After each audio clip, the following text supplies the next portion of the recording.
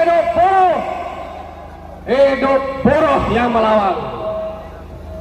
Jadi kawan-kawan semua, kita hadir di sini bukan tanpa alasan, akan tetapi kita hadir di sini sebagai bentuk solidaritas kita terhadap serikat-serikat yang ada di seluruh provinsi Jawa Barat untuk menuntut PJ Gubernur segera mengeluarkan SK upah minimum kabupaten maupun UMSK kabupaten.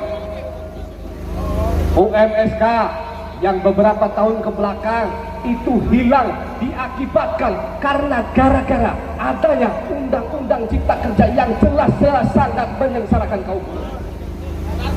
Akan tetapi kawan-kawan, kalau kita lihat bahwa Undang-Undang 13 tahun 2003 itu sudah 37 kali diuji konstitusionalitasnya kawan-kawan semua. 36 diantaranya telah diputus oleh Majelis Hakim Konstitusi.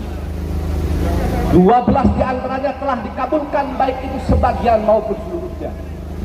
Dan dalam pertimbangan putusan Mahkamah Konstitusi tentang Undang-Undang Nomor 6 Tahun 2023 bahwa Undang-Undang Cipta Kerja yang menjadi biang kerok permasalahan sejumlah persoalan-persoalan ketenagakerjaan saat ini sudah diuji materi dengan 21 pasal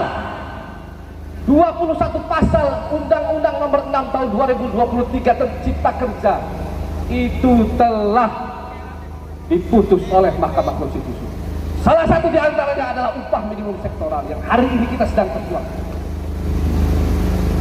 Dan adanya Peraturan Menteri Tenaga Kerja Nomor 16 Tahun 2024 itu sebagai salah satu bukti bahwa ada tindak lanjut dari putusan Mahkamah Konstitusi tersebut. Namun Permenaker 16 itu bukan tanpa persoalan, karena 6,5% hanya berlaku untuk UMK, sementara untuk UMSK itu berdasarkan kesepakatan yang hari ini tentu harus kita kawal semuanya, saudara-saudara semua. Kalau tidak dikawal, ini saya yakin tidak akan nanti mengeluarkan SK, bahkan nanti kita bisa dikibuli seperti tahun-tahun sebelumnya.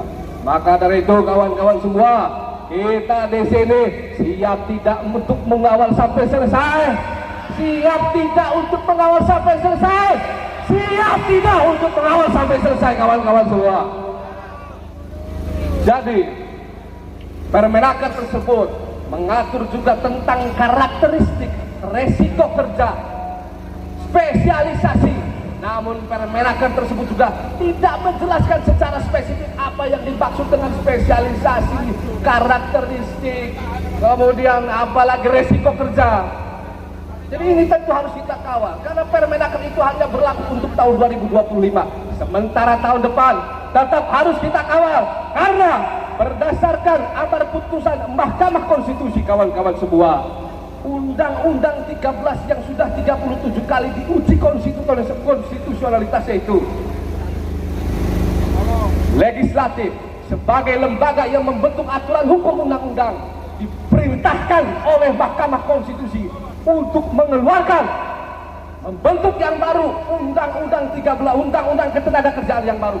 Maka dari itu kawan-kawan semua, karena Undang-Undang Ketenagakerjaan sudah masuk program legislasi nasional atau Prolegnas tahun 2025, kita semua pekerja buruh di seluruh kabupaten, kota, provinsi Jawa Barat harus mengawal itu semua kawan-kawan.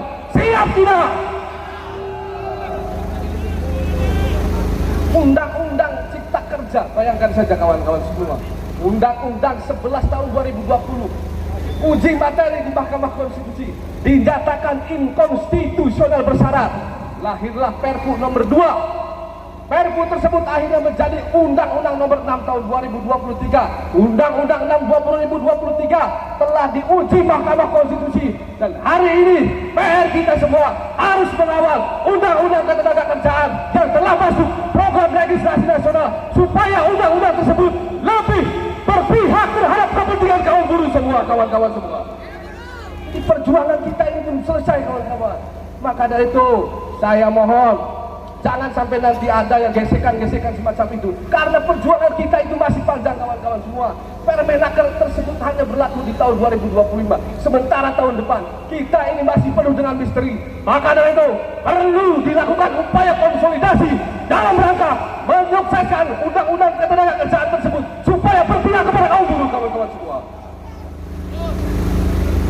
Di hari ini upah UMSK tersebut yang telah menjadi suatu persoalan karena beberapa tahun ke belakang, hari ini telah muncul kembali kawan-kawan. Selain daripada itu, indeks tertentu yang diatur dalam PP 51 tahun 2023, di mana indeks tertentu disimbolkan oleh alfa, sementara di satu sisi kawan-kawan, indeks tertentu ataupun alfa itu tidak dijelaskan secara spesifik dalam PP 51 tersebut. Sehingga kemudian Mahkamah Konstitusi dalam amar putusannya apabila kawan-kawan baca semua menyatakan bahwa indeks tertentu dinyatakan bertentangan dengan hukum karena tidak memiliki penjelasan secara spesifik dalam PP tersebut. Maka dari itu indeks tertentu sekarang di dalam Permenaker 16 tahun 2024 tidak ada lagi kawan-kawan semua apa yang disimbolkan ranknya antara 0,1 sampai 0,3 sekarang sudah tidak ada. UMK dan akhirnya naik 6,5. Itu semua adalah berkat perjuangan kawan-kawan semua. Maka dari itu perjuangan tidak hanya berhenti di sini, tidak hanya berhenti di upah, karena selain daripada itu di dalam penetapan upah di dalam putusan Mahkamah Konstitusi juga menyinggung tentang adanya kebutuhan hidup layak. KHL yang selama ini setelah adanya Undang-Undang Cipta Kerja hilang, tiba-tiba hari ini berkat adanya putusan Mahkamah Konstitusi ini muncul kembali kawan-kawan semua. Tepuk tangan untuk perjuangan kita semua.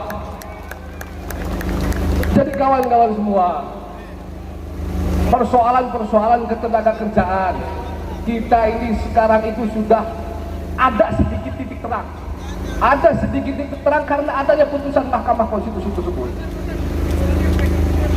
Tapi putusan Mahkamah Konstitusi tersebut tentu akan ditindaklanjuti dengan adanya Undang-Undang Ketenagakerjaan yang baru. Undang-Undang Ketenagakerjaan yang baru nanti juga akan melahirkan peraturan pemerintah yang baru. Karena apabila kita lihat bahwa PP 35, PP 36, PP 51 itu semuanya di dalam konsiderannya apabila kawan-kawan baca itu adalah masih merujuk kepada Undang-Undang 11 tahun 2020. Sementara Undang-Undang 11 tahun 2020 sudah diuji materi oleh Mahkamah Konstitusi yang akhirnya melahirkan Undang-Undang nomor 6 tahun 2023. Jadi PP tersebut tidak menutup kemungkinan nanti akan direvisi setelah adanya perintah daripada Mahkamah Konstitusi untuk membuat aturan Undang-Undang Ketenagakerjaan yang baru. Siap tidak untuk mengawal? Siap tidak untuk mengawal? Maka dari itu kita semua harus kompak, harus tetap mengawal sehingga kemudian Undang-Undang Ketenagakerjaan bisa berpihak kepada kepentingan kaum buruh seluruh Indonesia kawan-kawan semua. Hidup buruh, hidup buruh, hidup buruh.